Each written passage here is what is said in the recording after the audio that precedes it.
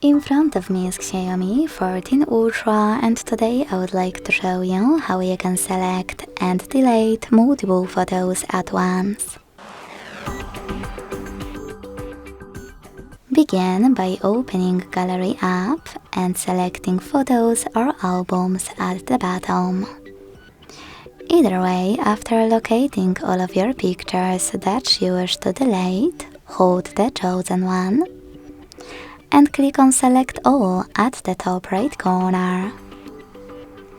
Then, to keep some of those photos, click on them, and to delete the rest, use this bin at the bottom right corner. Then confirm your choice in the pop-up and wait.